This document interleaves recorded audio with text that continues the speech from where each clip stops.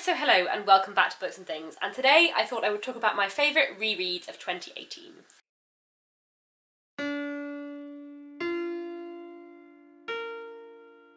I love rereading, and I read quite a lot in 2018. In fact, I reread just over 30 books, I think.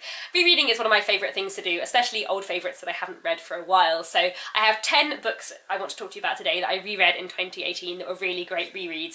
These are ranked in order of like how much I got from the reread, not necessarily like which is my absolute favourite book, if you see what I mean. But regardless, I wanted to make this video today because I love rereading and I reread a lot of fantastic books this year. At number 10, I have Persuasion by Jane Austen. There's going to be a few Jane Austens on this list because I reread quite a lot of Jane Austen back in Jane Austen July, which was a really nice experience actually. Me and Marissa from Blatantly Bookish hosted a readathon in July called Jane Austen July, and I reread 3 Jane Austen novels, all of which will appear on this list, which was really lovely because I love Jane Austen a lot. One which I reread was Persuasion, which I hadn't read for about 3 or 4 years, and which I really enjoyed. It's a very compelling and moving story. It tells a tale of a woman called Anne Elliot who is in her late 20s and what happens when she encounters a man who she used to be engaged to many, many years before. I love Jane Austen's writing style. Persuasion is a quiet and moving novel and just one I would highly recommend. At number 9, I have The Haunted Man by Charles Dickens, which is one of his Christmas stories, and I have in this Christmas bind-up of Dickens stories.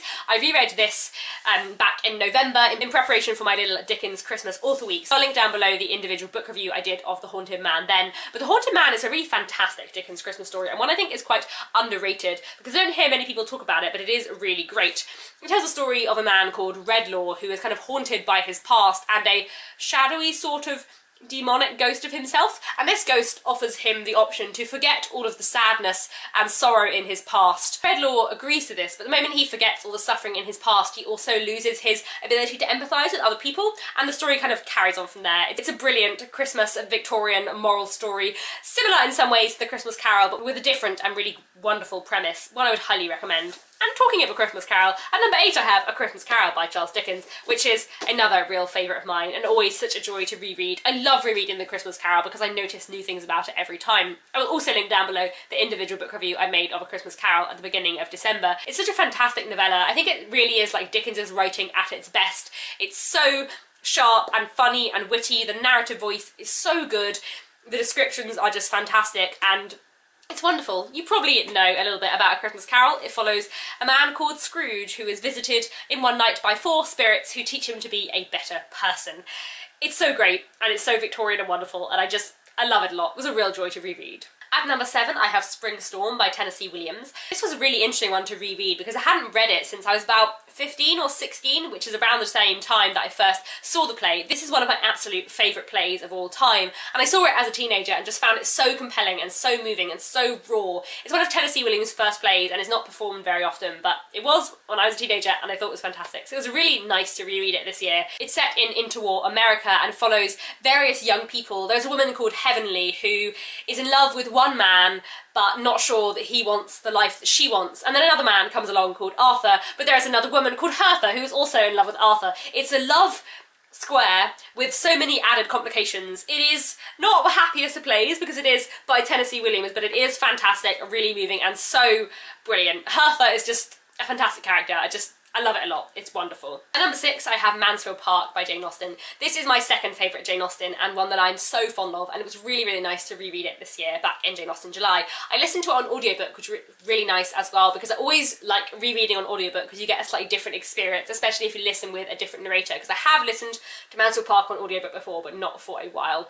Not since I was like 18, I want to say, but it was really nice to listen to it on audiobook this year. Mansfield Park is such a brilliant book and I think it is so underrated. It tells the story of Fanny Price, who comes from a sort of lower middle class family but is sent by her parents at a young age to live with her wealthier relations, Sir Thomas Bertram and his wife and their 4 children. Fanny develops a close friendship with Edmund Bertram, her cousin, who she's also kind of desperately in love with, but he doesn't quite feel the same about her. And then 2 other young people, the Crawfords, brother and sister, also turn up in Mansfield Park. They are quite a pair and everything goes on from there. I love Mansfield Park. I think it's such a brilliant book about like home and place and moral standing and morality, and Fanny Price I think is such like a strong character. For a character who is incredibly timid, she also like knows her own mind and her own heart so well, and I love that about Fanny Price. So yeah, Mansfield Park, so great to read again. I just love it. I love it so much. I then also reread The Way We Live Now by Anthony Trollope. This was either my first or my second Anthony Trollope book that I read when I was about 15, and I hadn't read it for 10 years, and then I reread it back in February, and it was just as good as I remember, if not better. It is one of those complicated, messy Victorian novels with so many plot lines and so many characters all weaving together in a wonderful, wonderful way. At the kind of centre of The Way We Live Now is a very wealthy family called the Melmots. Mr. Melmot, his wife and his daughter. They suddenly appear in London and they are extremely wealthy, but no one quite knows where they've got their money from. And people think that they're not quite respectable, but they've got money, so everybody goes to them anyway. And we follow the Melmots and kind of all of these different people that circle around them. And it's magnificent. It was so nice to reread it again, to spot things I hadn't before, to like rediscover a really old favourite that I love so much, and just, yeah, I love it. Would highly recommend it. One of my favourite Anthony Trollope books. At number 4, I'm slightly cheating and I have a series, or at least 10/12 of a series, and that is A Dance to the Music of Time by Anthony Powell. I'm just holding up this one to signify the rest. This is the most recent one that I've read. So I started in March of 2018 doing a long-term read-along of Anthony Powell's 12-book series, A Dance to the Music of Time. So currently we've just finished book 10 of 12, so that's why I've read 10/12 of a series in 2018.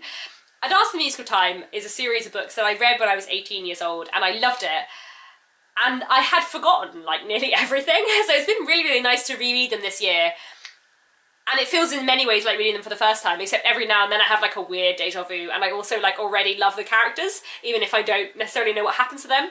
Basically, A Dance to the Music of Time, it's a weird series and just wonderful. It follows the life of a man called Nick from his teenage years into his old age. The books were written between the 50s and the 70s, and they're set between the 20s and the 70s. But although Nick is the main character, they don't really focus on him.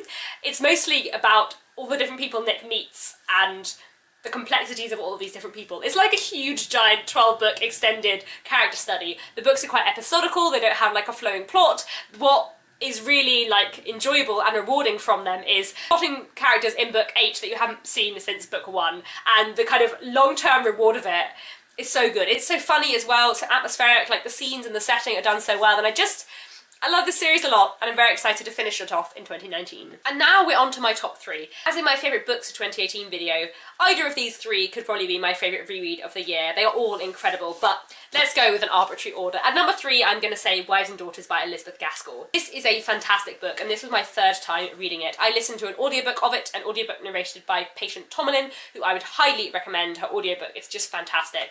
I love Wives and Daughters a lot. It's got to be one of my favourite novels of all time. It tells the story of a woman called Molly Gibson who lives with her father, and what happens when her father decides to remarry. It's about family and love and class and small towns and grief and growing up. It's just fantastic. No one writes family and like character relationships like Elizabeth Gaskell, and just the Hamleys of Hamley Hall, specifically Squire Hamley. I don't believe they're not real. Like, it's one of those books where you read it and you just, every character feels so alive and so real, and it's just amazing.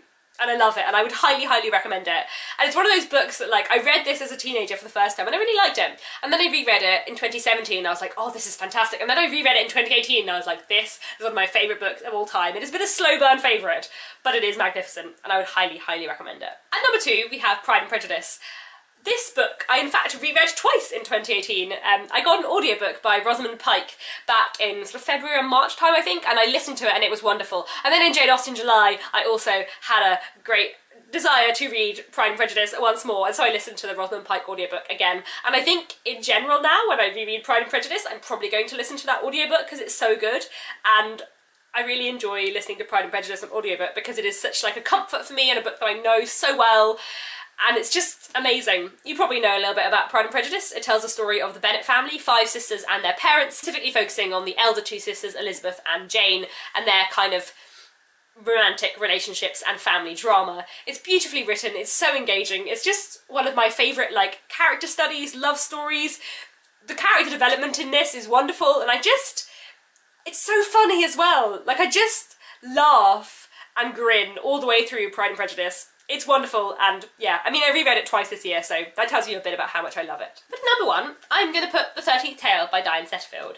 Partly because of the top 3, this is the one that I reread this year that it had been the longest time since I last reread it, and so in that sense it was like an even more exciting reread experience. The 13th Tale is my favourite contemporary novel. I think it is absolutely fantastic. It tells the story of a woman called Margaret Lee, who is suddenly summoned to write a biography of a famous author called Vida Winter. Vida Winter begins to tell her the story of her life, but she doesn't always tell the truth. It is a dual narrative with unreliable narrators and gothic themes and a love of literature and books just throughout it. And also my favourite like plot and plot twist ever. This was my 3rd read, but the last time I read it was I think about 5 years ago. And I hosted a read-along of this in September, which was so great and so fun, and I'm so glad that so many other people liked it, because I was really worried, but actually a lot of people taking part in the read-along loved it as well, which was such a joy to see and made me really happy. And it's been one of like the nicest read-alongs that I've ever hosted, I think partly because it was a much shorter one than my usual read-alongs, which meant a lot more people got involved, a lot of people were really excited, and that just like really boosted the reading experience and made it like even better. I love this book so much, and it was such a joy to share it with so many other people, so yeah. This has probably been my favourite like rereading experience of the year, partly because of the read-along and partly just because it is an incredible, wonderful, wonderful book. That is all. Those are my favourite 10 rereads of the year. Let me know down in the comments if you've read any of these books and what you thought of them, if you like rereading and if you have reread anything wonderful in 2018. And that's all. Thank you very much for watching, and I'll be back very soon with another bookish video.